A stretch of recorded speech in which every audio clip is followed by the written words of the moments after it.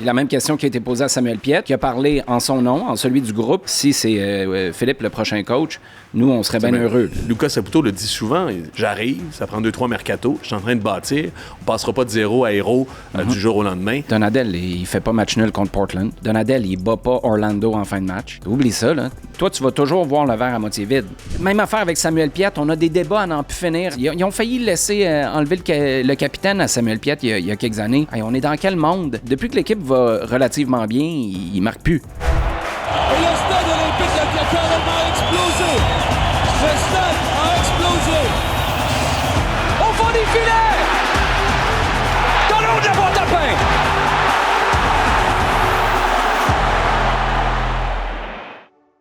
Chaos Sport est ravi de porter les couleurs d'un fleuron québécois.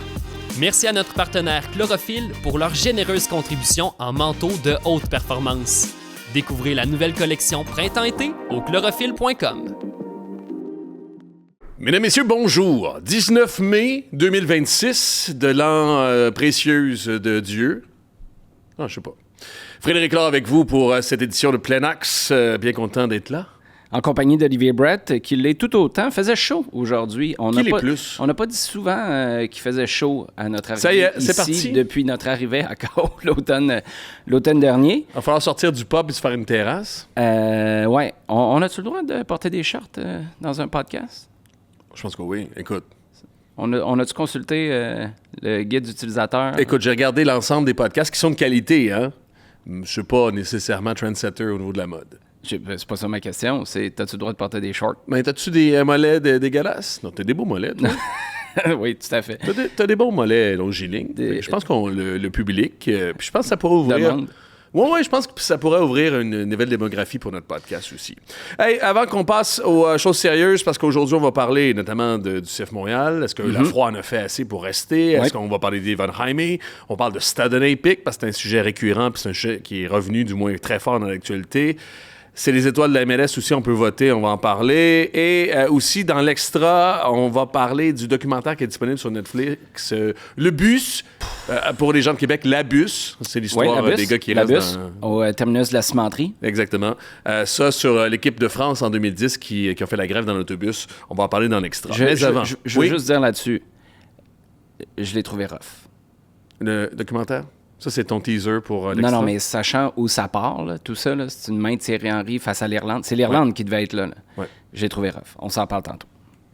Hey, puis juste avant de finir, parce que je sais pas si tu vas embarquer tout de suite, shout-out à Colin, que j'ai croisé. Je suis encore en fin de semaine allé au stade avec ma femme et ma fille pendant que tout le monde allait chercher à manger. Moi, j'étais en charge des boissons. J'ai croisé Colin, qui est un auditeur assidu de l'émission. Donc, shout-out à Colin et tous ceux qui nous écoutent régulièrement. Colin ou Colin? Colin, à moins que j'aille pas bien entendu. On a des questions. Dans l'extra, on nous fera peut-être. Il y a des questions sur YouTube. D'ailleurs, on parlait de Messi la semaine dernière. Puis, bref, on n'était pas certain. Puis, on nous a fait remarquer qu'on a dans le frame, je ne sais pas si vous le voyez derrière moi, ceux qui sont sur YouTube, un chandail de Messi. Fait que on s'est fait un peu call out là-dessus. Je vais juste faire... Call out, pourquoi? Moi, attends une minute. Là, Non, mais là, moi, j'ai juste dit qu'à Toronto, tu vends pas du stock de Messi à la boutique du Toronto FC. J'ai rien dit contre Lionel Messi. Nous autres, on peut vendre des... On vend rien. OK. On décore. Ah! Message d'intérêt public. Le FC Supra est de retour sur les ondes de TVA Sport. Je veux juste dire que Vincent et moi, on va en faire partie... D'intérêt personnel. D'intérêt personnel. Ouais, non, mais c'est d'intérêt public quand même. Ceux qui nous écoutent vont être contents d'avoir la diffusion du FC Supra. Je voulais juste vous dire... Oui, c'est personnel, mais juste dire que Vincent et moi, on va faire la majorité des matchs de TVA Sport. À quoi ça sert, sinon, d'intérêt personnel? Hey. Je suis un service public, OK? Tu t'en rends pas... À mon statut, on l'est rendu là, je suis un service public. OK, défaite du CF Montréal le week-end dernier face à Chicago. La dernière fois qu'on s'est parlé aussi, en fait, depuis qu'on s'est parlé, c'est 0-1-1, c'est-à-dire une défaite face au Fire, un match nul face aux Timbers de Portland. La question qui va rythmer le début de ce podcast-là, c'est Philippe Lafroy n'a-t-il fait assez? C'est-à-dire que on est-tu convaincu ou pas de le garder comme coach intérimaire ou pas aussi, parce que si... De le garder jusqu'à la fin de l'année. Est-ce que c'est ça la question? Ou de le garder tout court? Non, après la pause de la Coupe du Monde. Mais Restons sur le court terme. Est-ce que ça Mais parce qu'il y a deux choses, tu as raison, parce qu'en même temps, faisons les deux volets, parce que lui-même a dit, dans une conférence de presse, Jean-François Théotonio, il a demandé, t'es-tu confiant, veux-tu revenir? Il a dit, oui, j'aimerais ça continuer à être intérimaire jusqu'au moins à la fin de la saison, quelque chose de même. Là, il a dit, je serais heureux, si on veut poursuivre mon intérim, ça va me faire plaisir. C'est ça. Cryptique un petit peu. Ce qui était un peu particulier, parce que la question, c'était pas ça. C'était pas cryptique, mais... Le sous-entendu, c'était... Tu veux-tu être coach pour de vrai? La job? Ouais. Puis la même question qui a été posée à Samuel Piette, qui a parlé en son nom, en celui du groupe aussi, et qui, lui, a dit, non, si c'est Philippe le prochain coach, nous, on serait bien heureux, parce que le groupe vit bien. Mais t'as raison, là, on est entre deux eaux. Là, je voulais le souligner, je voulais le mettre là aussi, parce que c'est une des curiosités des points de presse de Philippe Lafroy dernièrement, puis je pense que ça doit teinter, ou du moins être au-dessus de tous les propos qu'on va tenir dans ce podcast-ci. Okay. Ça va flotter comme ça dans les airs. Parfait. Comme non, je dis, faire des blagues de fonderie horn, mais je pense que c'est #TooSoon. Ça va être carré. OK. C'est mieux dans le jeu. Le premier argument, c'est mieux dans le jeu, mais le contre-argument, c'est que c'était catastrophique avant. Fait que, on a le sentiment qu'un peu tout le monde aurait été mieux dans le jeu avec le CF Montréal après Donadel. C'est le sentiment qu'on a. Les facteurs atténuants pour Philippe Lafroy, quand on dit ça en disant « Ouais, c'est mieux, mais c'est pas si mieux que ça », c'est pas son effectif. Je pense qu'il n'y a pas eu de pré-saison aussi. Ce ne sont pas ses assistants-entraîneurs. Je reviens là-dessus, mais pour bien fonctionner en équipe, parce que tu as une équipe d'entraîneurs d'abord qui s'occupe d'un groupe de joueurs, ce ne sont pas ses assistants-entraîneurs, des gars qui connaissent d'Indev, d'Idédan avant d'arriver en janvier dernier. Alors, est-ce qu'on se comprend philosophiquement parlant? Est-ce qu'on se comprend dans les méthodologies? Est-ce qu'on travaille rapidement ensemble? Est-ce qu'on a ras des pâquerettes, des atomes crochus?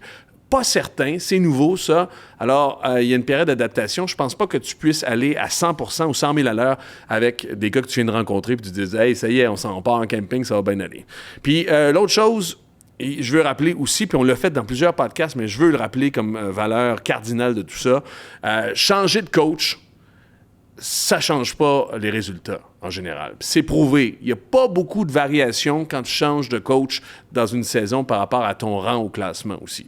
C'était prouvé, du moins, dans les dernières années, Backhill, le site web, a un bon titre là-dessus. Il y a une variation d'à peine 1,8 rang au classement quand tu changes d'entraîneur. Je ne veux pas dire que c'est pas possible d'être meilleur. Ça, c'est dans l'immédiat? Ou... Dans l'immédiat, dans l'année. Oh, mais là, c'est pas ça, là. Non, il y a une amélioration. Mais en même temps, c'est... Fred, j'allais dire, j'ai 4... 3 victoires, 3 victoires, 2 défaites, un match nul? En MLS? Ouais. Puis c'était 1 victoire, 6 défaites. Ouais. Je veux dire, c'est même pas proche, là. Là, il n'y a pas... En fait, moi, ce que je veux dire, c'est que... statistiquement parlant, par contre, de 1 à 6, surtout avec plusieurs sur la route, il y aurait eu une correction. Est-ce que Donadel aurait fait... Non, vraiment pire que...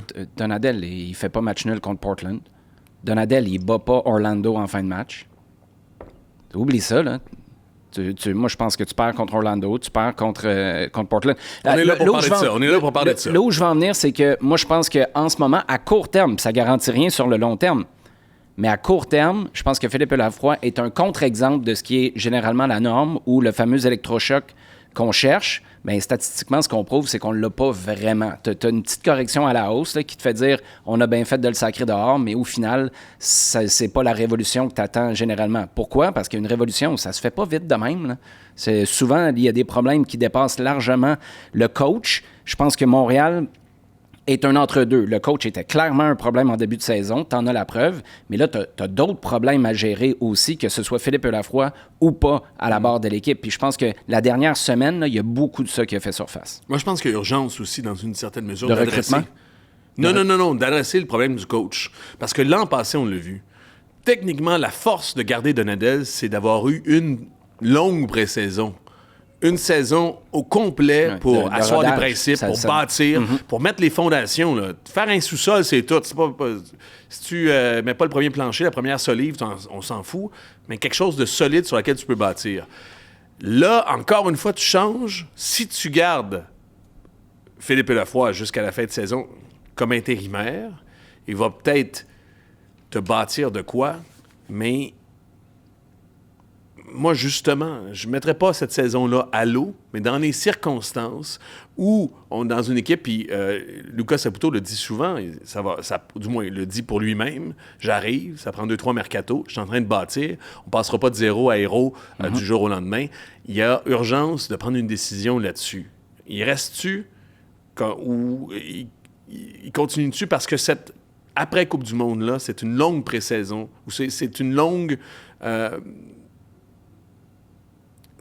C'est une autre phase. C'est pour une longue bâtir phase. ta souche. Là. C'est une longue phase de ton projet. Puis quand Lucas Saputo, en mettant Marco Donadel dehors, a dit « ça retarde pas notre projet », je pense qu'on voit que... Non, mais c'est vrai, là. Parce que là, t'es revenu, t'es allé chercher des résultats. T'as un groupe qui a l'air pas mal moins à l'ouest que sous Marco Donadel. Mais ton projet, il faut qu'il continue d'avancer. Puis là, si tu changes d'entraîneur où il y a du doute, puis il y a des gars qui se disent « je sais pas si le prochain, ça va être un gars qui va m'apprécier » ou « Philippe Lafroy, j'ai pas l'air d'être dans ses bonnes grâces. Moi, je me cherche un autre chez nous ou j'attends que le prochain débarque. » Ça, c'est ce qui peut être un gros élément qui retarde justement le projet de Lucas Saputo. Moi, si on dit « t'es intérimaire jusqu'à la fin de l'année, tu fais les playoffs, t'as un contrat de 2 ans », tu dis quoi? Philippe Lafroy va dire oui, on s'entend. T'es intérimaire jusqu'à la fin de l'année? T'es intérimaire jusqu'à la fin de l'année. Puis si un contrat de 2 ans, t'es plus intérimaire? Non, t'as un contrat de 2 ans si tu fais les playoffs. Ça kick in pour, fais ça comme tu veux, là. Non. Non, je mettrais pas une condition sine qua non sur le résultat, justement. Ah, mais tu peux quand même parce que dans le processus où ils sont... Tu peux quand même l'embaucher Stérat. Il n'y a rien qui t'empêche. Non, assurément, c'est ça. Mais oui, exactement. Mais parce que moi, je veux quelqu'un, puis c'est ça mon argument pro Philippe Lafroy. J'en ai des contre, mais pro en ce moment, c'est que je sais, je l'ai vu à Montréal, il est structurant. Mm-hmm. C'est ce dont l'équipe a besoin aussi. C'est-à-dire, il t'organise, il est capable de t'organiser. Puis la question qu'on se pose en ce moment... du club, en passant. Oui. La question qu'on se pose à ce moment, on peut pas vraiment y répondre, toi puis moi. Puis je pense pas qu'il y a du monde à l'extérieur du club qui puisse y répondre. Il faut être dans le club au day-to-day pour savoir à quel point, justement, il est efficace ou pas, ou la culture profonde de l'équipe peut changer, parce que c'est ça qu'il peut apporter en ce moment, Philippe Lafroy, parce qu'on le voit au niveau du... Moi, je trouve qu'au niveau du soccer, il est bon. C'est pas le génie des génies là, comme coach, mais c'est peut-être un bon coach structurant pour cette équipe-là. T'as pas l'effectif de tous les effectifs non plus, là. Non, effectivement. Mais t'auras jamais l'effectif de tous les effectifs, par contre, non? Ben, tu n'avais pas en 2022 non plus, puis t'as été capable de faire quelque chose de franchement solide. Okay. Mais justement, 2022, c'est Wilfried Nancy qui est là. Quand est-ce qu'on a décidé que Wilfried Nancy allait être là? Il allait avoir une présence à plus long terme? Mais ça, c'était au bout de 3 défaites. Oui, ça, c'est Olivier Renard qui... Olivier Renard, au bout de 3 défaites. Puis la haute direction a pété sa coche à l'époque parce qu'on disait ça après 3 défaites. Mais t'envoyais... Moi, ça, là, c'est un des meilleurs moves de management qui envoyait un message à tout le monde, aux médias, aux vestiaires, aux coachs, à la haute direction. Moi, basé sur mon expérience, puis c'est là où il y a un petit bémol pour Lucas Saputo, parce qu'il n'en a pas vécu des scénarios comme celui-là. Mais Olivier Renard avait mis son pied à terre et avait dit « Tout ce que je vois, tout ce que j'entends, peu importe les résultats des 3 derniers matchs, c'est notre gars. » Maintenant, s'il y avait eu une réalité qui n'était pas celle de la COVID, est-ce qu'il aurait essayé d'attirer quelqu'un? Tu sais, est-ce que ça complexifiait? Est-ce que son enveloppe budgétaire faisait en sorte qu'il y avait intérêt à donner ce job-là à Wilfried Nancy plutôt qu'à quelqu'un d'autre? Ça, c'est une logique qui s'applique encore là avec Philippe Lafroy. Fais le plus dans tes paramètres. C'est à l'époque ce qu'Olivier Renard avait fait. J'ai pas de cash pour engager un coach. J'en ai un de talent ici. Puis, en même temps, c'est ce qu'il voulait faire avec Laurent Courtois à l'époque en disant « Hey, il y a peut-être un potentiel. On fait avec les coachs qu'on fait avec les joueurs. On va chercher des joueurs avec du potentiel, puis on essaie de les développer pour qu'ils soient des coachs qui puissent aller à Celtic un jour. » Là, la seule chose, c'est que pour moi, tu parles pas de potentiel en Philippe Lafroy. Non. Tu sais là, ce qu'il est capable de te donner. Maintenant, c'est est-ce que tu as confiance qu'il va faire cette job-là chez les professionnels? Parce que tu as parlé de vouloir être structurant. Tu as parlé de ne pas vouloir de redondance. Gabriel Gervais, quand il est arrivé, puis quand Lucas Saputo a été nommé, si je ne me trompe pas, il avait parlé de ces postes-là, puis de créer de la redondance, parce qu'il s'est rendu compte que quand Olivier Renard est parti, bien, il est parti avec sa valise, son cerveau, puis pas mal toutes les informations, puis les méthodes de travail que tu avais à ce moment-là. Moi, je pense que Philippe Lafroy, il coche cette case-là. Je ne sais pas si ça fait partie de ce que tu cherches chez un coach, mais si t'en as un qui est capable d'installer quelque chose qui va au-delà de juste ton équipe première, c'est bien lui. Moi, 3 choses. c'est les propos de Luka. Tu veux voir des résultats, c'est 3 piliers d'analyse, là. C'était sous Marco Donadel, je présume que tu les as pas changés sous Philippe Lafroy. Les résultats, le progrès de l'équipe ou des joueurs. On s'entend que le progrès de l'équipe des joueurs, Matty Longstaff, c'est 4. Il est 4. Ouais. Ben voyons donc. Moi, je te Quand est-ce que tu as vu un bon match de Matty Longstaff sur les 7 premiers matchs? L'an passé, à Toronto, je l'ai vu. Moi, je vois... C'est ça? Moi, je vois le gars qu'ils sont allés chercher. Ben oui. Ouais, mais c'est pas... Progrès, quand on parle de progrès, là, on parle pas d'être meilleur qu'avant. Parce qu'à ce sens-là, je te dirais qu'Owusu a régressé. Qu'il y en a d'autres dans cette équipe-là qui ont régressé aussi. Owusu, il n'a pas régressé. Il te refait ce qu'il a fait au mois de mai l'année passée, au mois d'avril l'année passée. C'est juste que là, il est ton... Ben, Longstaff, donc c'est une période. Longstaff, il peut bien cooler down au retour de la Coupe du Monde. Moi, quand je parle de progresser, c'est ce que des joueurs s'améliorent. Si tu m'avais donné notamment Bougaille, je ne sais pas à quel point il s'améliore. Streit, peut-être. Streit. Mais en même temps, Streit, t'as pas pris 3 coches. Ouais, mais là, plus. ça va te prendre quoi à un moment donné? Ça te prend quoi pour te juger de l'amélioration? Ben... ça va prendre une plus longue une plus longue période. Oui, mais t'en as pas. Fait que pour moi, c'est... Il y a des gars qui ont progressé. T'as raison. Ou dans le jeu, du moins, t'as progressé. On s'entend, là? Parce que ça, c'est le deuxième élément. C'est l'identité, le style de jeu que Luka Saputo avait demandé. On s'entend qu'il y a une cohérence d'un match à l'autre. Puis la dernière chose, qui est le bottom line... là, je peux juste t'aider pour le jeu? Parce que je viens de dire, moi, c'est ce que j'ai dit. Moi, c'était ça mon argument. Dans le jeu, c'est une bonne équipe. On a progressé, mais on venait de la catastrophe. Ça biaise notre jugement. Oui, mais attends une minute. T'as battu qui, là? T'as battu 2 équipes du top 6. T'as perdu contre une équipe du top 4. T'as battu New York et New York. Non, mais t'as battu New York et New York. C'est 2 équipes qui sont en play-off. Right? Hey, ils sont encore en play-off parce que ça change vite. Non, ils sont encore en play-off. Va voir, là. T'as perdu contre Chicago, qui est une équipe de top 4. Au bout de 2 semaines où tu joues match après match. T'as fait match nul face à Portland, qui a fait un bon match. Atlanta, c'est le match décevant dans tout ça, parce qu'Atlanta s'en va nulle part. Tu t'es fait battre puis nul par 2 équipes qui sont pas en série aussi, non? Oui, mais je dis pas le contraire, mais ce que je te dis, c'est parce que tu vois, dans le fond, c'est que toi, tu vas toujours voir le verre à moitié vide. Non. Ben, je veux juste pas m'enthousiasmer parce que chat chaudé, craint l'eau chaude. On tripait tous sur Marco Donadel au début quand il est revenu, Laurent Courtois. Puis qu'est-ce qu'on disait? C'est plus clair, c'est plus simple. Oui, mais on les connaissait pas, ces gars-là, dans l'intimité. On les connaissait pas dans leur capacité à avoir un discours cohérent sur la durée. On les connaissait pas. On savait pas que Laurent Courtois, c'est un spacer. On le savait pas. On le découvre parce qu'on vit pas dans le groupe à l'intérieur. Quand est-ce que... Mais on dit la même chose, mais moi, c'est ça que je te dis, il est structurant, puis c'est le seul mais en quoi c'est argument que j'ai. Non, c'est pas un contre-argument. Le seul argument que j'ai pour Philippe Lafroy, parce que j'ai pas l'argument du jeu, on est bien meilleur. Parce qu'à ce point-là... J'en ai un autre, parce que j'ai pas pu finir tantôt. Ton point 3. OK, c'est les résultats. Philippe Lafroy, en ce moment, a 1, puis là, on s'entend que l'échantillon est beaucoup trop court, là. On est d'accord là-dessus. Yes. Mais tu travailles avec la matière que tu as. Si tu es dans un laboratoire, puis la matière première, justement, est à Fonderie Horn, tu peux pas faire grand-chose si tu es sur l'île de Montréal. Philippe Lafroy, 3 victoires, 2 défaites, 1 match nul. Tu es à 1,6 points par match. OK? Puis si tu gagnais le dernier, moi, je travaille avec le 1,6, mais si tu gagnes le dernier face au DC United, c'est 1,85 points par match. OK? Marco Donadel, 0,83 points par match. Laurent Courtois, 1,12 points par match. Puis Wilfred Nancy, je rappelle, en ce moment, Lafroy est à 1,6. Wilfred Nancy, année record, 2021 était plus compliqué, 1,59 points par match. Tu sais, Mané, basé sur ce que tu dis être tes piliers d'analyse, après, je suis 100% d'accord avec toi.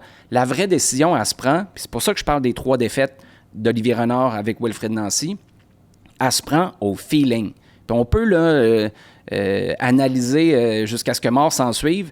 Tu ne pourras pas choisir un coach. Tu n'es même pas capable de choisir un coach basé sur son historique de coaching. Là, tu en as un qui est chez vous pendant 2 mois et c'est ça qui va faire foi. Là. Tu vas parler avec Samuel Piette, tu vas parler avec Prince Owusu, tu vas parler à tous les gars qui portent ton brassard de capitaine, là, puis ils vont te donner du feedback. Moi, je pense que le feedback qu'ils vont te donner, c'est celui que Samuel Piette a dit officiellement. Là. Ce serait weird qu'il aurait pu botter en touche, Sam, puis dire, ben écoute, C'est pas à moi de me prononcer là-dessus. J'apprécie personnellement Philippe, mais moi, c'est juste, tu vas aller chercher quoi d'autre? Je vous rappelle qu'il y a toujours 2 façons de suivre les contenus de KO Sport, soit en s'abonnant au ko-sport.tv. Vous avez droit à différentes primeurs, des offres spéciales, des rencontres avec les animateurs de la station. Sinon, vous pouvez toujours nous suivre sur YouTube. Alors, abonnez-vous à notre chaîne. À bientôt. Non, mais je suis d'accord. Attends une minute, c'est parce que c'est pas... Moi, je fais pas l'argument des résultats parce que tu peux pas mettre ça. N'importe quel autre coach... Tu viens de dire qu'il n'y a pas d'électrochoc quand il y a un changement de coach? Oui, mais en même temps, ça se mesure sur une saison. Moi, le reste... OK, mais moi, c'est pour ça que je te dis... Parce que contre Orlando, là... Tu peux l'échapper, c'est une question, c'est des faits, c'est des rebonds dans la bonne direction. Il est adéquat. Je peux pas dire qu'il est... Si le ballon ne touche pas en arrière de la tête de Thomas Gillier face à Portland, tu gagnes. Non, assurément. Mais ça vaut pour tout le monde. Moi, ce que je dis, ce que je vois dans le jeu, oui, c'est bien, mais c'est pas la formule magique. Je peux faire le contre-argument qu'il y a plein d'autres coachs de professionnels qui auraient pu, avec cette équipe-là, après Marco Donadel, en arrivant dans les décombres des ruines qu'a laissé Marco Donadel, aurait eu une fiche semblable. Je suis vraiment pas d'accord avec ça. Parce que moi, je pense qu'il fallait sentir ce groupe-là. Il fallait savoir... Tu sais, quand Philippe Lafroy arrive puis il n'a pas joué un match encore puis il dit « Moi, si on cogne à la porte des séries, on est encore en train de se battre pour les séries. Au dernier match de la saison, jour de décision, il n'y a aucune surprise pour moi. Trouve-moi un coach ailleurs sur la planète qui n'était pas déjà dans ce vestiaire-là ou qui ne connaît pas la maison puis qui n'a pas... Là, tu as la confiance en tes capacités de le faire. Qui aurait fait un statement comme ça? C'est parce que tu étais déjà là. Tu savais ce qu'il y avait dans le groupe. Puis moi, je pense que c'est ça qui a accéléré. Puis après le match face à Portland, t'échappes 2 points. Mais ce que Philippe dit, c'est on va faire les séries. Il n'est pas à cheval en train d'essayer de « on va bâtir pour 2027 ». Il n'est absolument pas là-dedans. Puis moi, je pense que ça vient du fait que tu étais déjà là. Puis quand tu te retrouves... Dans le fond, c'est pour ça que moi, je pense, là, quand je te proposais tantôt la saison, intérimaire jusqu'à la fin, tu fais les séries, tu as un contrat de 2 ans garanti ou 2 ans et demi, là, fais ça comme tu veux avec le calendrier hivernal. C'est que je vois pas... Ce serait une agréable surprise pour moi si le CF Montréal assumait à ce stade-ci, Philippe Lafroy, c'est notre gars. Quand c'est du monde d'ici, ils sont tout le temps sur la pointe des pieds. Wilfred Nancy, là, c'est pour ça que ça a choqué le monde à je sais pas quel étage là, au Stade Saputo.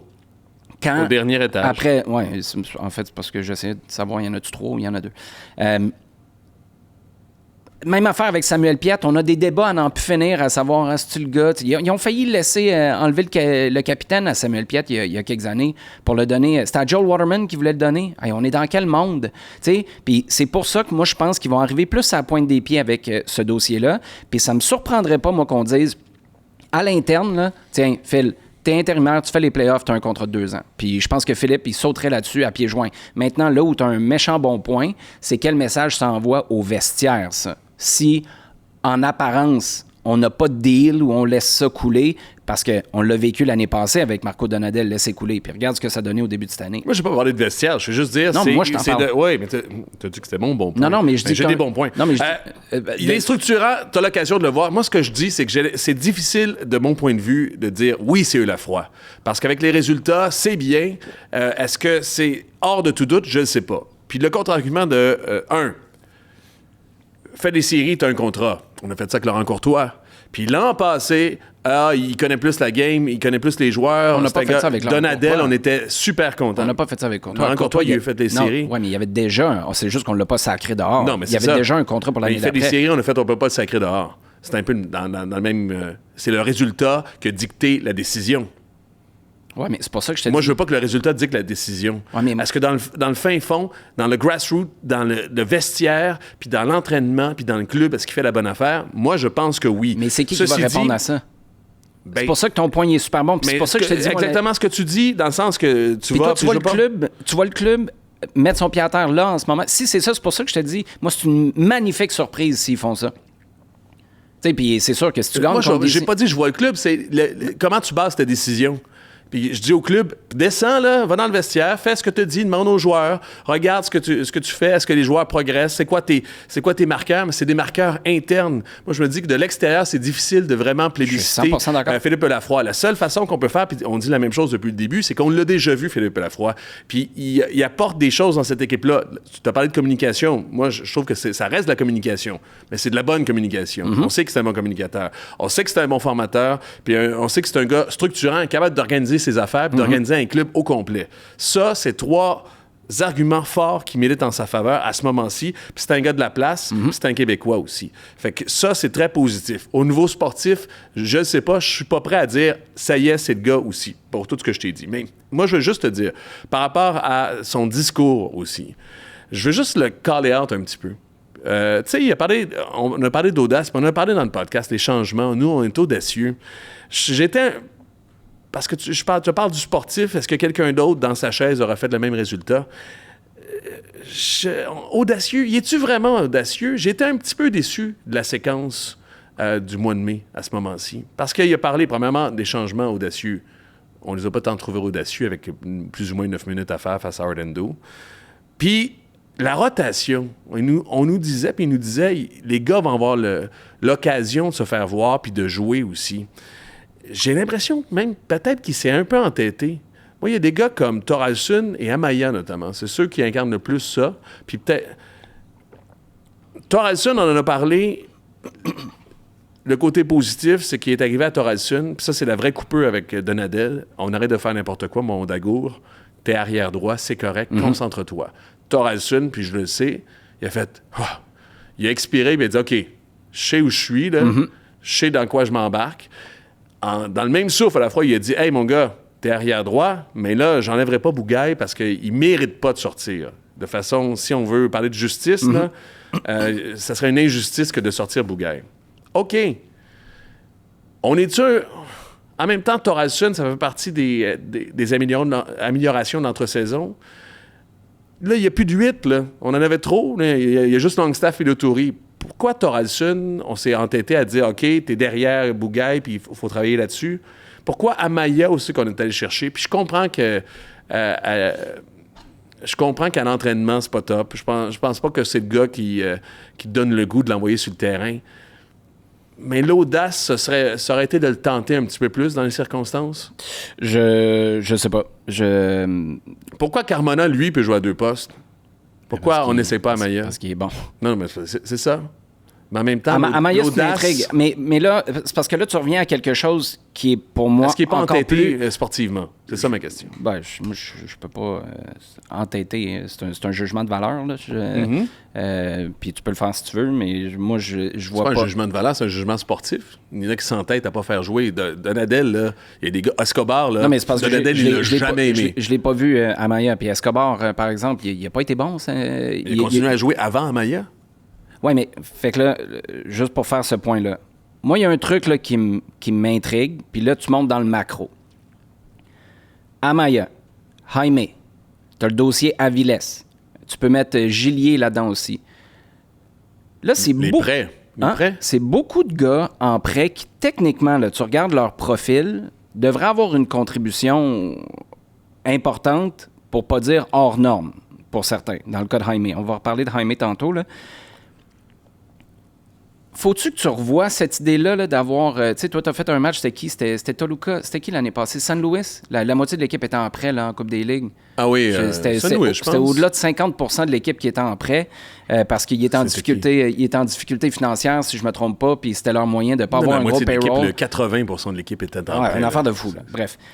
Là, peut-être qu'il faut que tu réfléchisses à ça. Il y en a certains, ponctuellement, pour qui ça peut être une bonne idée. Là. Je pense que Gillier, tu peux débattre que c'est une bonne idée, il appartient à Bologne, il vient chez vous, il peut... Ben, moi, je pense que oui, là. En tout cas... Non, mais tous ces prêts... juste ma question, excuse-moi de t'interrompre encore, mais ils sont tous égaux, ces prêts-là? Parce que... Non, mais c'est ça mon point. Mais t'en as trop de ce panier-là, je pense. Parce que Amaya, il te sert à quoi, Amaya? Il est arrivé, Moi, ma compréhension, là, c'était que tu allais chercher un gars, un peu comme Escobar l'année passée. C'est des profils différents, là, parce qu'Amaya devait t'aider tout de suite. Mais, tu sais, fin du mercato du printemps, ou... Il te sert à mieux jouer, Amaya. Mais comme... C'est de l'injection de talent. Oui, mais il n'a pas joué depuis octobre l'année passée. Ouais. Fait que, c'est quoi le projet? Il fit où? Il fit-tu? C'est-tu juste un ajout pour ajouter? Après ça, Aviles, même chose. Tu sais, on en avait parlé, on a dit, ouais, sur papier, c'est un ajout qui est super intéressant. En même temps, c'est de ça que tu as besoin pendant que Petrasso, à gauche, il va finir par pomper l'huile? Mais Aviles, deux choses. Au-delà de son attitude, là, il est exactement là où il doit être.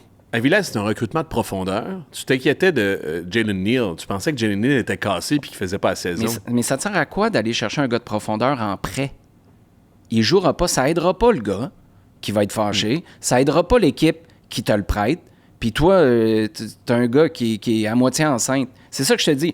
Mais il y a une tendance dans cette direction sportive-là, tu me poses la question. Ouais, je sais, parce que tu veux pas vouloir dépenser. frapper des coups de circuit aussi. Oui, mais parce que tu veux pas dépenser. Tu veux pas dépenser, mais tu veux aussi frapper des coups de circuit. C'est ça. Fait que tu dis, start le lance-balle, là, puis on va swinguer. On va frapper pour 238, puis on va avoir 15 coups de circuit. Puis moi, ce que je dis, c'est que pour Jaime, par exemple, sachant que tu es frileux sur les dépenses, OK, sur Gillier, tu voulais amorcer une transition, tu avais un gars à Bologne qui te servait à quelque chose, qui avait un fort potentiel, OK. Est-ce que tu devrais te limiter? Puis je sais pas, là je lance la discussion, puis on la finira peut-être une autre fois, mais tu devrais-tu en avoir 2, max?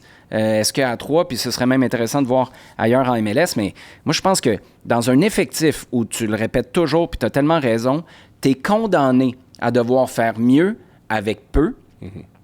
Peux-tu te permettre d'avoir des gars qui sont entre deux chaises? Je suis pas sûr. Je suis pas sûr. Je suis un peu déçu de la rotation. Je vais le remettre dans les derniers jours. Je suis un peu déçu. En fait, j'aurais aimé un peu plus de oomph. Comme au dernier match, il y avait des gars fatigués aussi. Oui, ça pompait l'huile là, au dernier match. On est d'accord. Mais moi, le dernier match, c'est qui les deux plus décevants dans ce match-là? Ben, Jaime puis Owusu. Ouais.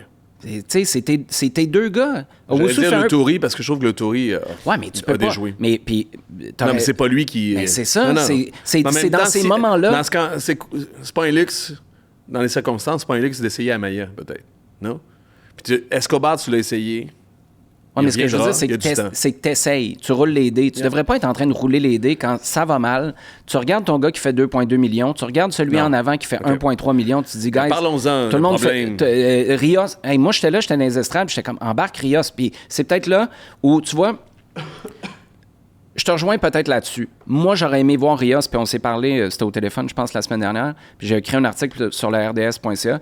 Là-dessus, sur celui-là. Puis je suis pas prêt à me faire une tête sur le constat général de t'as pas assez d'audace ou c'est un contre-discours. Mais pour Rios, moi, c'est lui que j'aurais aimé voir en fin de semaine parce qu'il a marqué 3 fois de suite, puis je pense qu'il t'amène une énergie plus positive et c'est là où la dynamique à l'interne, je la connais pas. Est-ce que Prince Owusu te pète une coche s'il joue pas en fin de semaine? Les caractériels, moi, dans le problème, Jaime Owusu, ma première note, c'est Owusu. Je pense que Donadel, c'était le Prince Whisperer. Ah, mais comment il a fait? Il y avait une connexion forte entre Donadel et Owusu. Puis je pense que... Qu'est-ce qu'il disait? Non, mais c'est hallucinant parce que Owusu avait rien. Là. Il y avait 0 jeu en arrière de lui, puis il était heureux, il était fou comme un balai. Là, tu as finalement du jeu plus abouti qui, techniquement, devrait mieux te servir. Tu n'es pas capable d'arrêter de chialer. Moi, je comprends pas, Owusu. Écoute... Qu'est-ce que tu fais à chialer? Tu te rappelles que moi, je l'aimais pas quand il est arrivé de Toronto. Mm-hmm. Puis on a longuement discuté, c'est de la profondeur. J'aimais pas le joueur. Puis il m'a viré 300, peut-être pas 360, parce que 180 l'an passé, mais il a été hué par la foule, faut pas oublier, l'an passé, ce qui est extraordinaire. Il m'a viré tant et tellement que je trouvais qu'avoir flirté avec Christian Benteke, c'était un peu un affront pour la saison qu'il venait de faire. Tu le prendrais-tu, là, Benteke? Ben oui. Non, mais oui, mais c'est parce que... Je pense parce qu'Owusu déjoue en ce moment... Mais moi, que tu déjoues, j'ai aucun problème. Il y a souvent des demi-espaces aussi. Hein? Moi, je pense qu'il y a ça qu'il faut apprendre. Puis je pense que c'est ça que Lafroy veut pas. Puis il y avait peut-être une liberté un peu plus forte par rapport à Donadel. Il y a des demi-espaces où tu veux que ce soit l'autorité ou Longstaff, ou au pire que ce soit tes ailiers qui investissent cet espace-là. ils veulent en pointe. Non, Lafroy, il a dit, va-t'en là où ça paye. Ouais. En gros, c'est ça. Puis surtout, éloigne-toi de toutes les autres places où tu n'es pas capable de nous tenir le ballon. Là. Ça, c'est peut-être le côté où tu y dis pas. Mais moi, tout ça, là, puis qui rate des contrôles, puis qui... Je suis capable de vivre avec ça. Si tu travailles, puis je pense que Prince Owusu, on peut pas vraiment y reprocher un manque de travail. Là. C'est un gars qui court, c'est un gars qui se donne. Mais t'es... Beaucoup moins efficace en pression cette année, par contre. Il a perdu de quoi? Ouais, mais si lui était efficace en pression, puis là, une fois sur 25, ça marchait, mais les 24 autres fois, ça passait, puis en arrière, c'était une catastrophe parce que tu étais en marquage man-to-man. Tu sais, peut-être que lui shinait. Tu sais, l'année passée, là, c'est à lui qu'on voulait donner notre défenseur de l'année. Il faut-tu que ce soit tout croche en arrière? Mais là où je vais en venir, c'est qu'après, si tu es tout le temps en train de chialer, ça marche pas. T'as pas le luxe. T'es pas assez bon, puis je suis désolé, t'as pas un statut assez élevé, puis tu contribues pas assez au succès de ce projet-là. Puis t'as vraiment contribué au succès, en fait, c'est pas vrai, j'allais dire au succès de l'équipe. Depuis que l'équipe va relativement bien, il marque plus. T'as eu des... oui. C'est trop dur. J'allais dire, c'est des calories vides l'an passé, c'est statistique, c'est pas vrai. Non, mais moi, ce que je te dis, c'est concentre-toi sur ce que tu fais bien. Arrête de gérer tout le monde partout. Joue en pointe. Ramasse-toi dans des positions dangereuses. Encourage tes coéquipiers à continuer de te servir des ballons. Arrête de chialer. T'es tout le temps en train de chialer. C'est pour ça qu'en fin de semaine, moi, j'aurais aimé voir Daniel Rios parce qu'il amène un vent de fraîcheur. Il est bien meilleur pour tenir le ballon. Puis je pense qu'il se donne autant que Prince Owusu. Moi, je te dirais que c'est ma déception de tu vois, moi, j'aurais pas mis, alors que je te parle de rotation, peut-être Rios parce qu'il allait bien, mais je l'ai vu Rios aussi. C'est pour ça que je te parle la même chose de Maillet. Moi, je l'ai vu en MLS à Maillet. Il est capable d'offrir de quoi à cette équipe-là. Est-ce qu'il est en ce moment, est-ce qu'il est en forme? Est-ce qu'il comprend? Est-ce que c'est un joueur de très grande qualité? C'est une autre question. Il en a déjà fait des matchs corrects. Okay? Aussi bon que celui de l'Autoré contre Chicago. Un ou l'autre, ça m'aurait pas dérangé. Daniel Rios aussi, c'est l'histoire de sa carrière. Puis c'est pour ça que c'est un bon remplaçant. C'est parce que pendant 10 matchs, il est bon. Puis après ça, tu te dis, c'est pour ça que c'est pas un titulaire dans une équipe aussi. Fait que moi, relancer Owusu, qui était extraordinaire l'an passé, ou du moins sur la moitié de saison l'an passé, c'était correct. Puis justement, essayer de donner le fardeau de la preuve à tes deux gars qui font le plus d'argent et qui sont supposés être là. À chaque fois, t'espères. Parce que t'as mis tes yeux, dans ce panier-là aussi. Ouais, mais t'as mis 1,3 million dans ce panier-là. Au final, là, je veux dire, t'as pas révolutionné le payroll de la MLS. Tu fais 1,3. Daniel Rios, en ce moment... mais t'as révolutionné ton payroll. Ouais, mais là, ce que je veux dire, c'est que Daniel Rios, là, il y a 1 million de différence entre Rios. Il fait 300 000. Ah ouais? Mais ça marche pas, là. Et si, à l'échelle... du CF Montréal, toi, tu fais 1,3, puis le deuxième attaquant fait 300 000, il faut qu'on le voit. Il faut que, dans tout ce que tu amènes, puis en ce moment, je suis désolé. Même pas, ça serait n'importe qui, ça serait Graham Roach derrière, ou aussi il y a poche en ce moment. Oui, mais c'est pas Graham Roach, c'est Rios qui marque. Oui. Okay. Non, mais là, tu irais avec le hot hand, mais ça m'aurait pas déplu aussi. En même temps, j'espère... mon point, c'était... Je vais réinsister, pas mourir à Owusu, j'ai pas le choix. Parce que je te dis, Rios, ça fait un temps. C'est pour ça qu'il gagne 300 000 après 6 saisons à MLS. Oui, mais c'est un super bon point, ça. Parce qu'il n'est pas capable de faire une saison complète. On est d'accord là-dessus. Puis moi, je suis pas en train de dire qu'il faut qu'il devienne l'attaquant numéro 1. Je suis en train de dire, première chose, Philippe Lafroy, je serais curieux de savoir s'il est entraîneur-chef à temps plein. Là. On est dans 1 an. Qu'est-ce qu'il fait avec Owusu en ce moment? Parce que puis j'ai pas la réponse à ça. Mais... là, tu peux envoyer un message à Rios, t'es récompensé, puis justement, là, Rios, il va pas te donner une saison complète. Tu vas l'arrêter ou tu vas le ralentir pendant qu'il est hot. Vas-y, profites-en. Donne-nous-les, là, tes 7 buts là, que tu as depuis quelques années. Puis pendant ce temps-là, Owusu, catch que t'es un poids, là. T'es lourd. T'es lourd, puis tu marques pas. Mais si tu veux être lourd, puis tu marques, on va vivre avec, comme Joseph Martinez dans le temps. Mais sinon, on a des alternatives. Puis à la limite... moi, tu me recrutes, puis on va arrêter là-dessus, là. Mais tu me recrutes un attaquant cet été. Moi, je suis désolé, Owusu, t'as pas le droit d'être vexé, là. T'es l'attaquant numéro 1, oui, mais tu fais 1,3 million. Voilà, chercher un autre à 2,5, là, puis battez-vous. Puis là, tout d'un coup, il va trouver ça correct que ce soit à lui qu'on donne la chance plutôt qu'au gars qui a 2,5. T'as-tu le luxe de faire ça, par contre, avec le CF Montréal? T'as-tu le luxe de ne pas faire ça si tu veux gagner? Rappelle-toi la lettre. Oui. Stade olympique, faut en parler parce que là, ça fait un bout qu'on est on parlait pas de Jaime avant le... Mais c'est parce qu'on est quand même à 40 minutes, là. Ouais, mais il faut parler de Jaime, là. OK. Jaime, qu'est-ce que t'as à dire sur Jaime? Mais, tu le gardes-tu? Moi, je pense qu'il reviendra pas. S'il revient, tu négocies à la baisse. Moi, je reviens parce que tu as dit que ça prend quelque chose d'autre. Moi, je pense que c'est l'évidence. Je vais juste dire les comparatifs parce que les salaires de la MLS sont sortis aussi, sont disponibles par l'Association des joueurs. À chaque année, on fait une petite annonce en disant « Hey, c'est pas 100% parfait, ces chiffres-là, mais ça donne une idée de grandeur. » Les gars, puis je ne sais pas à quel point il y a des gens qui nous écoutent qui ne regardent pas nécessairement beaucoup la MLS. Il y en a d'autres qui la connaissent par cœur. Les noms que je vais vous dire... La question si tu connais les noms, tu les connais, est-ce que c'est des gars qui peuvent traîner une équipe? Parce que c'est ça que tu disais, Rami. C'est-tu des gars qui peuvent, comme Nacho Piatti, traîner une équipe? Un peu plus haut que son salaire de Jaime, qui est à peu près à 2 millions. Tu as Espinoza à Nashville, l'ancien de San Jose. Uzuni à Austin. Il peut traîner San Jose sur ses épaules. Oui, c'est ça. Et Guilavogui aussi. Le deuxième, c'était qui? Uzuni à Austin. Puis Guilavogui, c'est ça, à RSL, qui joue pas des tonnes non plus. Ça, c'est dans 2 millions. Tu vois, mon point, c'est de dire, ce sont des ailiers, t'en as besoin d'un autre, à mon avis. Tu veux dire qu'à ce prix-là, tu vas, peu importe tes quels clubs... Tu vas avoir un super bon joueur, mais tu vas pas avoir Lionel Messi, nécessairement. Okay? Écoute, voyons, Piatti faisait 4-5. C'est ça. Il y a 10 ans.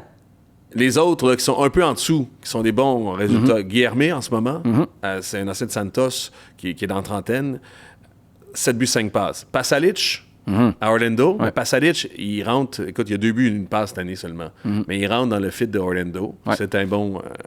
mais c'est pas juste lui. Puis il n'a pas amené... Il a pas transfiguré cette équipe-là. Puis on a vu en fin de semaine Zinker Nagel.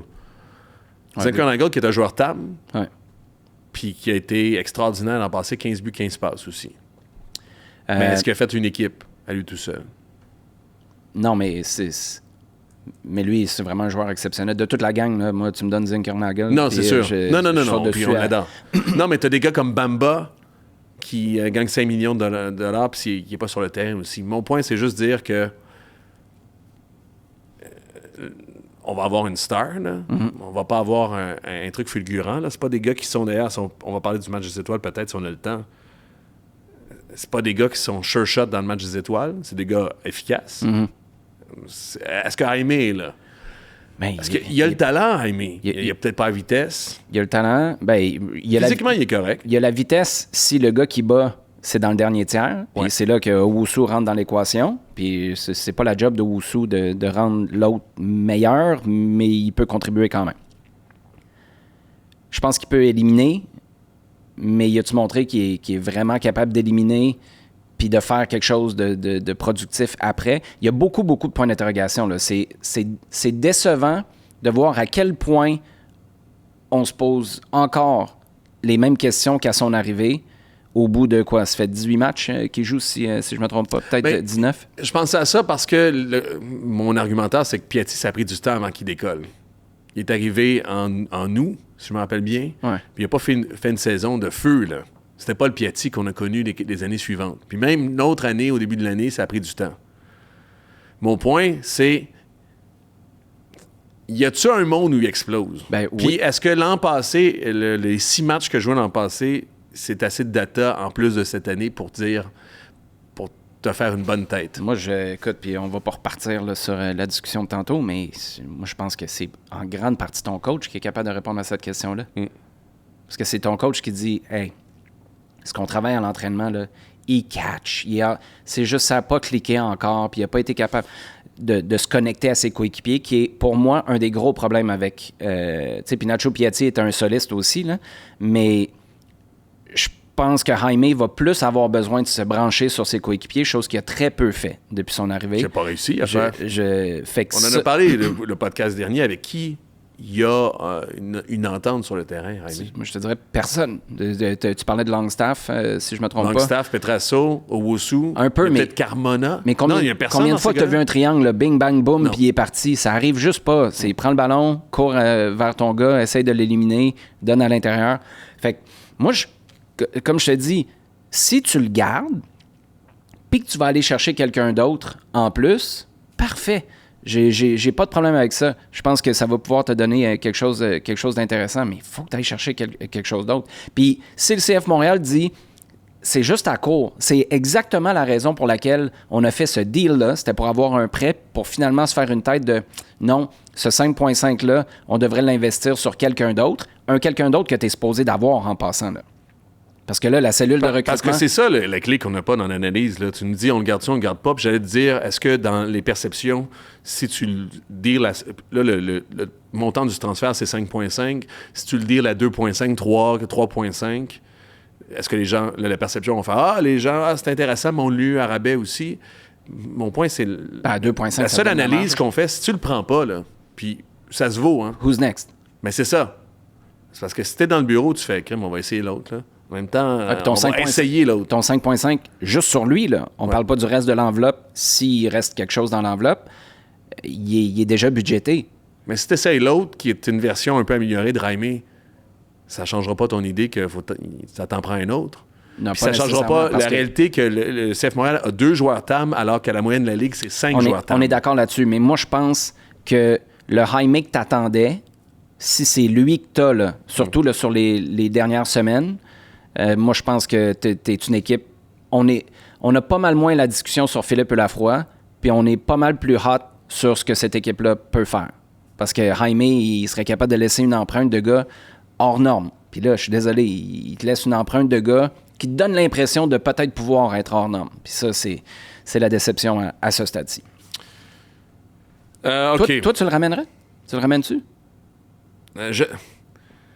Je sais pas sur... C'est pour la même chose que pour Philippe Lafroy. Ouais, sur quoi Je on se sais base? pas sur quoi baser mes décisions, parce que je vais te dire je pense pas que je trahis un secret, mais à l'entraînement, c'est la même chose que sur le terrain, je pense. Premièrement, attitude top. Moi, j'ai vu, je lui ai parlé. Aussi, hein. Il est apprécié. Puis c'est un gars qui a l'air sympathique. Puis c'est un gars qui est à ses affaires. C'est un gars qui a beaucoup de talent. On le voit, là. Il est capable de dribbler, d'effacer. Il n'y a pas une tonne de joueurs qui est capable de faire ça. Il n'y en a pas dans cette personne équipe-là. à Montréal. Non, c'est ça. Il y a l'entraînement, ce qu'il fait en match, là. Pas sûr qu'il marque à ce point-là, l'entraînement. Puis on remet à la même affaire. Puis ça a toujours été un problème. Puis je parle de Philippe Lafroy. C'est un reproche que les gens ils disaient à l'époque. Il y a quelque chose avec l'attaquant. Puis je voulais en parler par rapport à Kai Pearls. Le gars, il marque. Il marque du cul, il marque du tibia, il marque... Il marque. Ouais. Il sait pas comment. Personne ne sait comment. Wondolowski, il marquait. Ty Baribeau est un peu Ty le même. Baribeau. Les gars, ils marquent. Ils sont pas bons, mais ils marquent. Puis lui, il marque pas. Mais c'est beau. Bref, moi, Moi, si tu t'amènes quelqu'un d'autre, là, on parlait de, je sais pas, Petrasso, c'est chien pour lui, un autre left-back, ou Amaya. C'est pour ça que je me disais Amaya. L'essayer à gauche? C'est un gars qui a du ballon, un peu. Je sais pas, mais tu sais, En même temps, je veux pas... Amaya non plus, il a pas convaincu à l'entraînement. Puis c'est ça l'idée, c'est que en termes de justice, de principe, j'aime ça, ce que Lafroy ferait, puis je te parle de l'audace, puis je trouve qu'il est pas assez audacieux à mon goût, alors qu'il parle d'audace comme une de ses valeurs. Moi, cette idée-là de valeur que Wilfrid Nancy avait, ça fait le succès d'une équipe. Si tu décides, justement, que tu as un joueur désigné, mais il rentre pas dans tes valeurs, puis il chiale sur le terrain alors que tu veux que tout le monde sourie, envoie sur le banc, mon gars. Que tu gagnes 23 millions, que tu gagnes 10 piastres la game, je m'en fous. C'est ça les valeurs, en tout cas. OK, là, il faut... Le stade. Stade olympique. Parce qu'en même temps, il y a une bombe. J'ai l'impression que les gens n'ont pas reçu comme ça le texte d'Alexandre Pratt. C'est le timing. Par rapport au fait au stade olympique, par rapport aux rénovations à l'intérieur du stade olympique. Ce que Pratt de la presse, ce que Pratt nous apprend en partie, ou du moins qui glisse dans son texte, puis c'est ça qui est la bombe, à mon avis, c'est que Montréal, c'est la première fois qu'on l'entend pour de vrai. Puis c'est la première fois, moi, que je suis proche du club, même chose que toi aussi, c'est la première fois que j'ai compris ce concept-là. C'est pas juste des fois on va jouer au stade olympique C'est toujours. pendant l'hiver. c'est qu'on ferait du stade olympique la résidence permanente du Bleu, Blanc, Noir. Donc, ça, toi non plus, tu l'avais jamais entendu. Non, on quitte le stade Saputo. Ouais. Ben, c'est une ligne dans son texte, mais... Il écrit pas ça. Alexandre Pratt est Alexandre beaucoup trop Pratt, responsable dans son travail pour faire C'est un professionnel, c'est un vrai journaliste. C'est un gars qui est drette. Fait qu'il glisse dans son texte que le Montréal voudrait en faire... J'ai la même note ici. Les circonstances, c'est weird que ça arrive. En fait, c'est pas weird. C'est totalement dans l'air du temps. Ça arrive au même moment où les Whitecaps de Vancouver ils ont 2 pieds, un pied et demi en dehors de la porte à Vancouver. Et je pense que le premier réflexe de beaucoup de monde, c'est qu'ils se disent, voyons, Montréal au stade Saputo, ça va être le même problème à moyen terme que les Whitecaps de Vancouver. C'est-à-dire que les Whitecaps de Vancouver, là, c'est pas la Ligue qui veut sortir les Whitecaps. Juste mettre que ça soit clair pour tout le monde. Là. À Vancouver, premièrement, on perd de l'argent. Parce que, premièrement, tes revenus sont en canadien. C'est très important. Ça, je le souligne et surligne. Et on n'a pas le contrôle des revenus. C'est-à-dire qu'à chaque fois qu'on fait un match au BC Place, sur $100, tu donnes 20$ au BC Place, tu ramènes le reste. En plus, tu es en canadien, tu arrives à la Ligue, plutôt que de lui remettre 80$, tu leur remets 65$ ou 64$ dans la scène de ce côté-là. Fait que tu as vraiment un manque à gagner. Tu te dis, pourquoi Montréal voudrait embrasser ce modèle d'affaires-là aussi? C'est, dans les circonstances, un peu hallucinant, non? Avec le stade olympique? Oui, parce que tu vas te retrouver...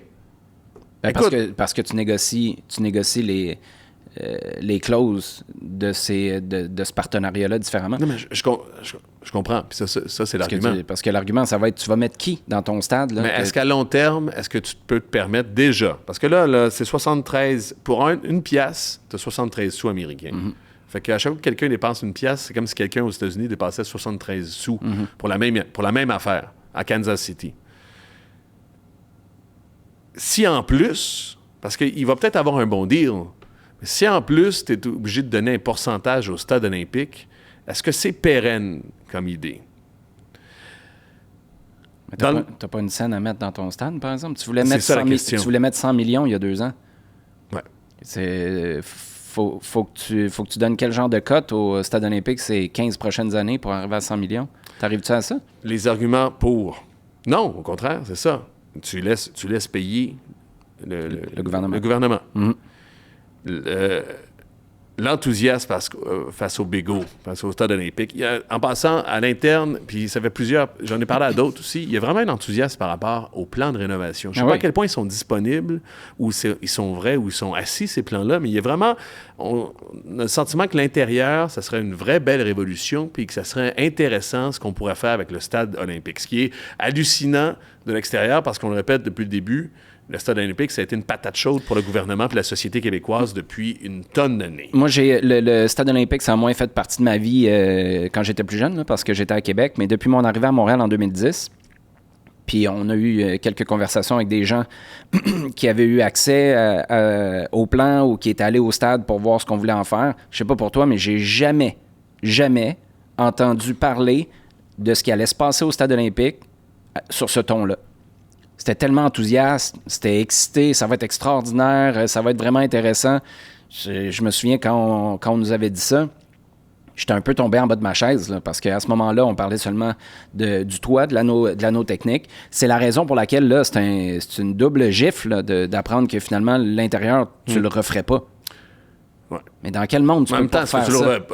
En même temps, il n'y a personne qui a dit qu'il ne le referait pas. Alexandre Pratt dit ça, que la décision n'est pas prise. C'est ça. Mais c'est ça le côté journalistique de l'affaire, c'est que Montréal voudrait s'y insérer de façon permanente, puis qu'on est entre 2 chaises en ce moment. Mais le fait qu'on soit entre 2 chaises, soit on est entre 2 chaises beaucoup plus longtemps que le CF Montréal l'aurait voulu, ou tu commences à t'installer sur une chaise que le CF Montréal aime pas, puis là, il décide d'y aller d'un pushing comme ça, parce que... Mais juste pour rester là-dedans, parce qu'on est en spéculation, mais situer les gens, pourquoi ça serait positif, le Bégo? J'essaie de voir puis faire l'argument, parce qu'il y a des gens à l'intérieur du CF Montréal qui se disent « Hey, voici un plan pour l'avenir aussi. » Il y a plus de sièges, fait que tu pars de 19 000, tu peux aller même jusqu'à 35 000. Quand tu reçois des équipes, puis bref, il y a moyen d'en vendre plus. 35 000, tu veux dire sans le bol du haut. Puis tu vas en mettre plus. Je ne sais pas c'est combien dans les rénovations. Ouais. C'est quoi les... Parce qu'on va... Je ne sais pas à quel point ça va être 70 000 ou ça va être 60 000. La configuration va changer. La configuration va être de combien, mais c'est sûr que c'est plus que les 19 000 présentement. Alors, il y a moyen de faire plus d'inventaire. Encore faut-il que tu les vendes puis que tu remplisses ton stade aussi. Fait que si tu en as juste 15 000 qui veulent acheter puis tu as 35 000 pour une place, c'est presque dommageable même. L'autre affaire, puis ça, c'est au niveau des revenus, j'en ai souvent parlé. La seule façon d'avoir des revenus pour le CF Montréal, c'était de vendre des joueurs. Maintenant, avec le stade olympique, ce que tu peux anticiper, c'est qu'il y a des places VIP. Ton offre VIP pourrait aussi être bonifiée, puis là, avoir des revenus conséquents par rapport au reste de la Ligue aussi. Ça serait intéressant. Demeure, par contre, toujours cet astérisque-là.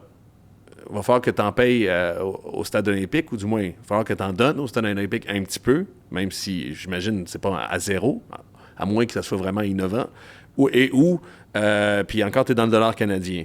Mais justement, c'est pas... Puis je suis en train de me convaincre de ça. C'est pas intéressant, ça. Ça pourrait être une façon de penser, comme diraient les anglophones, out of the box.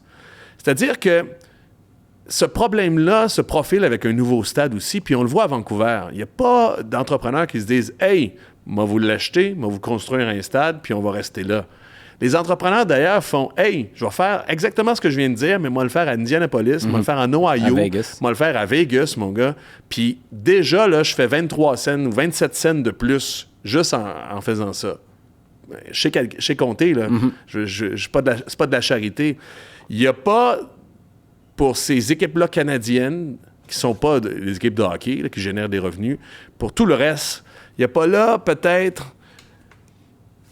On parlait de commensalisme un peu, on a amené ce concept-là. Il n'y a pas cette idée-là, justement, de rendre vivant des structures existantes. Parce que le stade olympique est rénové. Il va-tu vivre, le stade olympique aussi?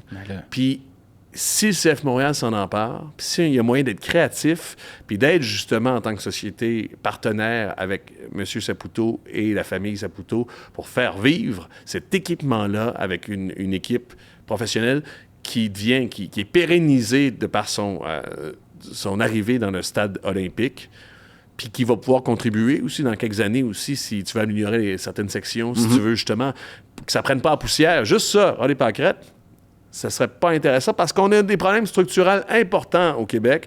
Je suis allé dans une église voir un spectacle qui tombe en ruine. Qu'est-ce qu'on fait avec ces églises-là? Qu'est-ce qu'on fait il y a des écoles, ainsi de suite.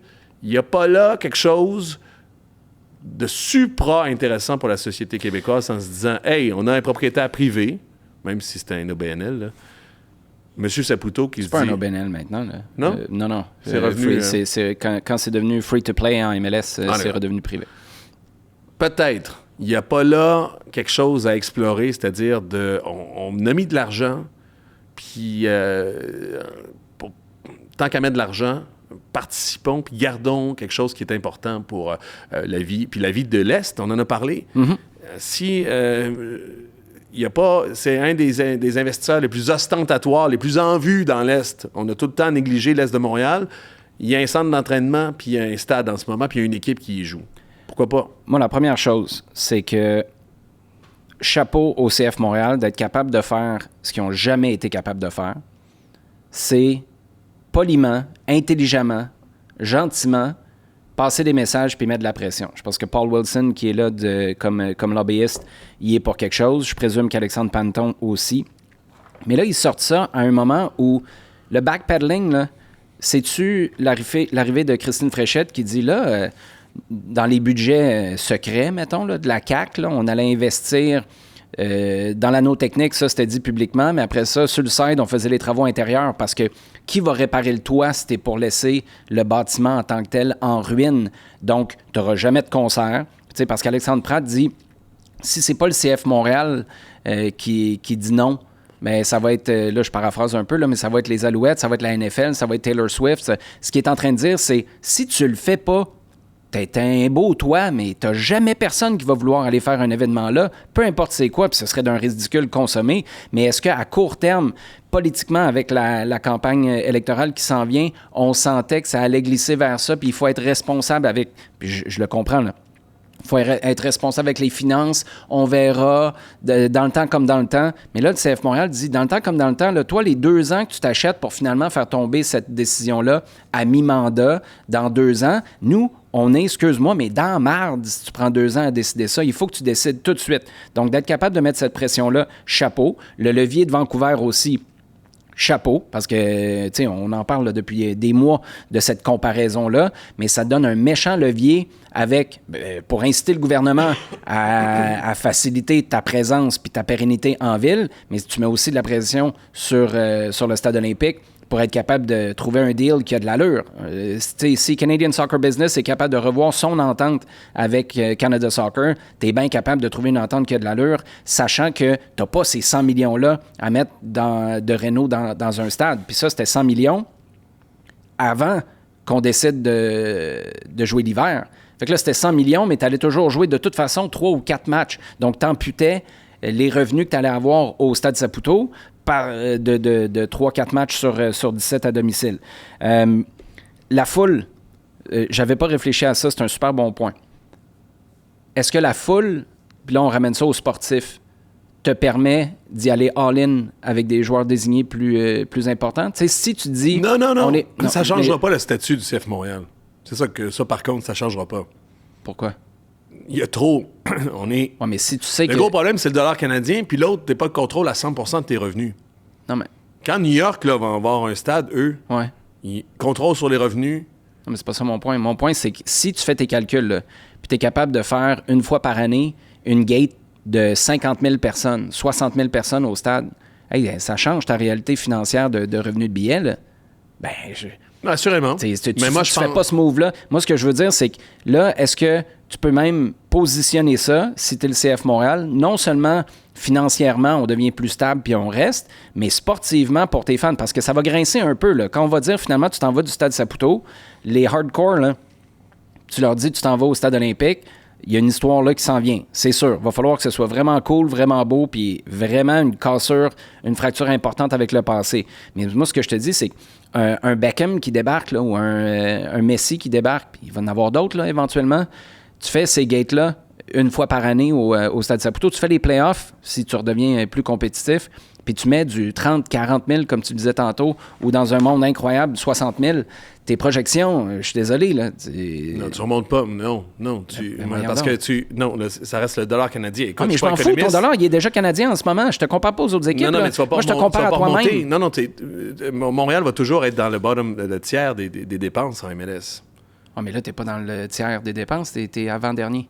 Non, mais ça va si pas faire remonter. Si t'es dans le tiers des dépenses, moi, j'ai pas de problème. Dans le dernier tiers. T'es 20e. Oui, c'était 21e. Oui, ça va. Probablement, stupide. Ça change la game en tabarouette, là. Ça va être une question. Ça va être une question de t'en as vendu combien, parce que ça va être ça, le modèle d'affaires. Puis c'est là que, aussi, il n'y a pas seulement ça qui va être important pour pérenniser. C'est la MLS Next Pro aussi, à un moment donné. C'est peut-être le Centre national d'entraînement qui va te permettre d'attirer les joueurs justement, aussi. Tes 100 millions, c'est un super bon point, ça.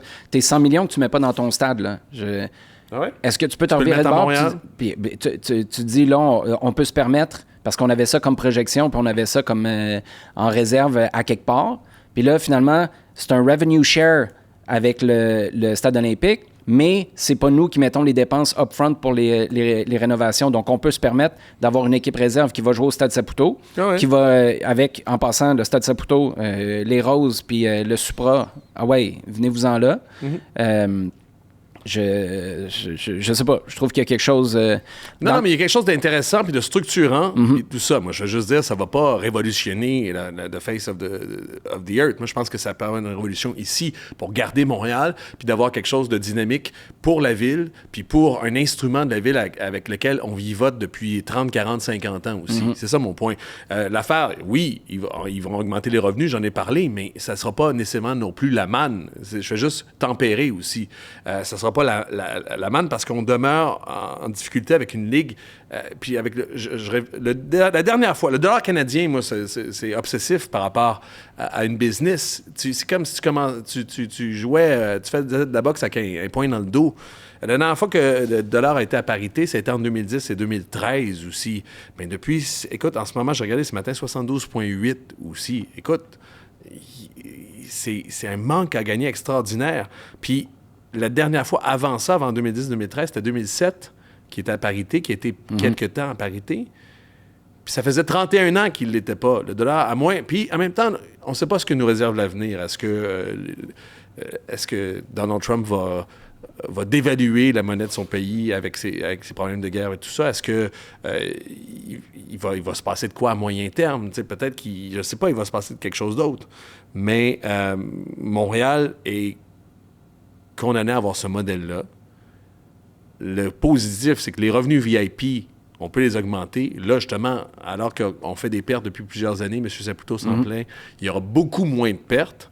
Puis si tu commences à vendre, comme le modèle d'affaires qu'on veut faire, tu vas encore éponger des dettes. Puis c'est là que tu vas pouvoir, certaines années, peut-être même aller dans le premier tiers aussi, 1 an, tu prends une chance, tu dis, il y a une fenêtre d'opportunité, c'est un truc très sportif, ça. Mais Montréal ne sera jamais à la hauteur de Charlotte ou à Miami ou à New York ou Chicago ou Los Angeles. Écoute, même au hockey, les joueurs, à l'époque des joueurs autonomes, quand on avait des joueurs autonomes, la difficulté de les signer à Montréal parce que ils faisaient plus d'argent et moins de non, de c'est pas le contraire, mais Vancouver, en ce moment, ils ont le même dollar canadien qu'ici, puis ça roule. Puis je pense qu'ils sont pas mal plus contents d'avoir un stade où tu peux mettre 35 000 personnes qu'un stade où tu peux juste en mettre 18 000. Oui. C'est juste ça mon point. Mais ils se plaignent de ne pas contrôler leurs revenus. Oui, mais en tout cas, oui, mais ce ne sera pas ça ici parce que justement, tu es capable d'utiliser le levier puis de dire non, on va. Dans le fond, là, en ce moment, ils sont poliment en train de menacer de s'en aller. Oui. Bon. Mais t'es-tu capable? T'as jamais fait ça. Fait que Montréal, là, ils sont dans la marde, là, au Stade olympique, là. Si le CF Montréal s'en va, qu'est-ce que tu fais à mettre un ado technique? Mets une bombe là-dedans. On met tout à terre. Imagine le ridicule. Ah non, on veut pas faire l'intérieur, on veut pas finir les travaux pour avoir un locataire. On va le laisser partir, puis là, on n'aura plus de locataire. Rien. Puis là, on va les faire. Des salons, puis il va y avoir encore des salons. Des salons, arrête. Je veux dire, des salons, ça te donne. T'as pas besoin d'un stade au goût du jour pour faire un salon. Va au centre des. C'est quoi le centre des congrès? Puis, tu sais, ça, je suis désolé, t'es plus dans cette ligue-là. C'est pas pour cette raison-là que tu as fait les travaux que tu as faits au Stade olympique. C'est pour être capable d'y rentrer des gros concerts, des gros événements, puis idéalement, quelqu'un qui est capable de te louer ça sur une base régulière pour des années, pour pas dire des décennies. Mais là, tu dirais finalement, on va les laisser partir. C'est pour ça que je trouve que le move, puis c'est fait avec tact. C'est pas fait en tapant du pied comme le CF Montréal ou l'Impact dans le temps l'a déjà fait. Ben là, si le monde n'est pas content, rappelle-toi qu'on voulait ramener les Ultras là, en 2022 ou whatever, ça finit en menace. Ben si vous n'êtes pas content, on pourrait déménager. Ça reste du he said, she said. Mais on est là-dedans, mais des hautes sphères politiques puis de communication. Puis moi, je vois pas un scénario où le parc olympique, puis le gouvernement, après avoir tout pompé cet argent-là là-dedans, serait trop gourmand au point où le CF Montréal, qui, moi, je trouve, a le gros bout du bâton là-dedans, là, à partir du moment où ça sort publiquement. Parce que sinon, qu'est-ce qu'on a fait à mettre un anneau là-dessus? Mettez-moi une bombe dedans, puis c'est fini. On a-tu le temps de faire les étoiles de la MLS? Vas-y. Ou pas? Yes. Vous pouvez voter pour les étoiles de la MLS sur le site web. Je pense que c'est disponible aussi parce qu'il y a un match quand même cette année que ça va être après la Coupe du Monde. C'est assez surprenant aussi qu'on l'ait gardé. D'ailleurs, on pourrait faire un autre podcast à savoir par quoi on pourrait le remplacer, le match des étoiles, ou y a-t-il quelque chose d'autre qu'on pourrait faire? Un autre événement, maintenant? C'est parce que là, cette année... Déjà qu'avec la Coupe des Ligues, des fois, c'était weird. Là. Tu jouais ton match des étoiles le mercredi, puis le vendredi, tu jouais en Leagues Cup. Mais... Ce que je trouve juste intéressant de faire, c'est juste pour qu'on se dise qui sont les meilleurs joueurs cette année. Plutôt, prendre la mesure de où on est à la MLS à ce moment-ci, puis en fait, qui performe. Fait que j'y vais de bas en haut ou de haut en bas, c'est-à-dire du gardien ou de l'attaquant? Gardien. Gardien, c'est la place où j'ai le plus de choix. C'est difficile parce que en faisant ça, là, surtout au match des étoiles, en soccer particulièrement, je pense qu'il l'a aussi dans d'autres sports, mais en soccer, c'est difficile de prendre la mesure de regarder tous les matchs, puis de prendre la mesure de qui a une performance, quel gardien, qui est le meilleur gardien du monde. Écoute, ça peut bien être Iker Casillas, mais s'il ne reçoit pas de shot, il est-tu bon? Puis en même temps, il y a le syndrome j'appelle ça le syndrome Rugg-Tugnut. C'était dans une équipe de poche. T'as de l'air super bon parce que, mon gars, tu goals au-dessus de ta tête. Jordan Pickford à Sunderland. Exactement. Fait que, puis, un billet de recency bias en anglais, c'est-à-dire des performances récentes aussi. Ça m'amène au LAFC. C'est Hugo Lloris que j'ai choisi. Okay. Hugo Lloris, parce que c'est celui qui domine pour les blanchissages. Ça ne vaut pas dire grand-chose non plus, mais je pense qu'il a maintenu cette équipe-là au début. Ça a été extraordinaire défensivement au début de l'année. Puis il a fait les arrêts nécessaires. Il y a plusieurs jeux blancs qu'il a mérités. Ça n'a pas été du tout cuit. J'ai pensé à Chris Brady, que j'aime beaucoup, au Fire, qui a été écœurant en fin de semaine. Il est-tu bon, lui, un peu? Daniel à San Jose. Mm-hmm. Puis, je te parlais du syndrome Rug Tugnut, là, Brad Stuver à Austin. Je pensais que tu allais dire James Pantemis. James, écoute... Tu veux l'arrêt en fin de semaine? James, en passant, je l'ai dit, là, mais James, je vais le redire, il faut qu'il y ait Coupe du monde. Ben oui. Mais c'est ce que j'allais dire quand tu as parlé du billet recency bias. Faut qu'on trouve une expression francophone pour ça. Mais lui, t'es Jesse Marsh, là, en ce moment. Il va-tu vraiment avec quelqu'un d'autre que James? Il est allé, dernier rassemblement. Pourquoi? Non, mais ce que je veux dire, c'est que là, tu te poses pas la question, là. Tu sais, je veux dire, t'aurais pu dire, OK, est-ce que je positionne pour dans le futur? Est-ce que... Là, en même temps, ton troisième joue jamais. C'est tout le temps le gars qui t'amène parce qu'il est fin. Il est déjà allé. Ouais, c'est ça, il connaît ça. Puis il est allé en plus. Non, c'est James. Okay. Non, mais je suis d'accord, mais il devrait y aller. On jase, là, 2 secondes. 2 gardiens, si on prend pour acquis, là, c'est Crépeau, Sinclair, puis là, avec les performances de James Pantemis récemment, c'est Pantemis qui est le 3e gardien de Jesse Marsh à la Coupe du monde. 2 Québécois gardiens en équipe nationale. 2 gars formés au CF Montréal ou à l'Impact. C'est hallucinant, là. Je pense que ça prendrait... Ça, c'est sans compter que tu as Jonathan Sirois qui a fait ses débuts, qui arrête un penalty. Tu sais, je pense qu'on passe beaucoup de temps à encenser la pépinière que Montréal, le CF Montréal, le Québec a été pour les coachs, les Marc Dos Santos, les Wilfrid Nancy, Nicolas Gagnon, Yoann Damet et compagnie.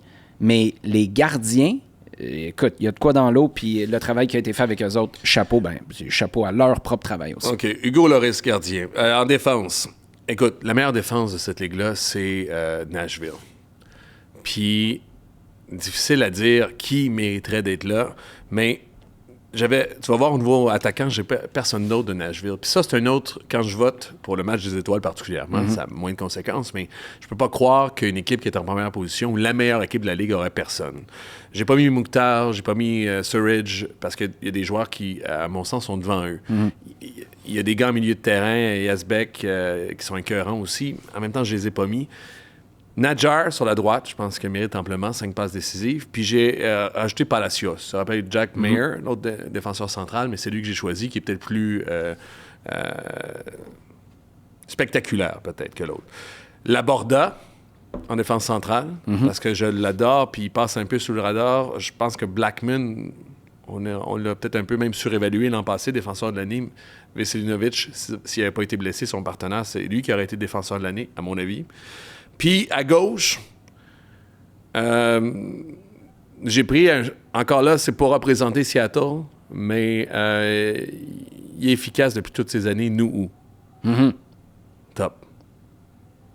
Parce qu'en même temps, il y a le choix hipster, c'est Ricketts, là, à San Jose, mais que j'aime bien, hein, puis qui gagne pas beaucoup d'argent. J'avais mis, d'ailleurs, dans les potentiels cibles du CF Montréal, mais bon.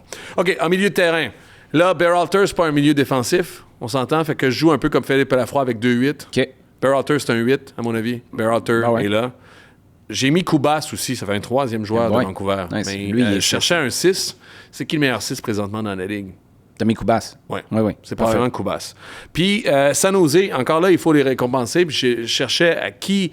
parce que San Jose, c'est intéressant. Tu checkeras, puis peut-être qu'on pourra faire ça aussi plus tard dans un autre podcast, mais ça a beaucoup bougé quand même. Il y a eu beaucoup de rotation à San Jose depuis le début de la saison. Mais ils ont maintenu des performances assez extraordinaires. Mais le jeune Tsakiris, ça, c'est un choix hipster. Ouais. Mais je pense qu'il est écœurant. Formé aussi. au club. Oui. Devant, j'ai Messi. Je peux pas mettre Messi, ailier gauche, à la place de Jaime.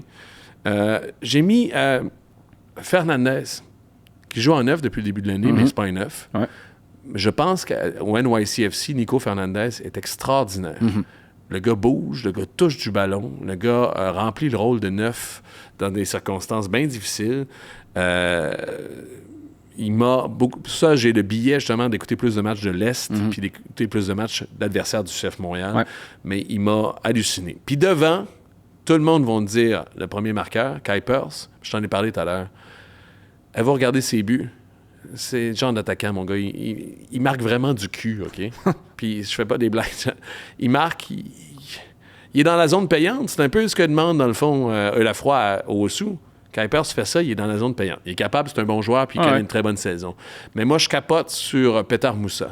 Du FC Dallas. Il vient d'être sélectionné par la Croatie. Ouais, il est hallucinant. C'est un sacré joueur. Ouais. Talent, volume, pression, physique. Il a coûté combien, lui? Écoute, Petar Moussa devant Kuipers, c'est mon choix.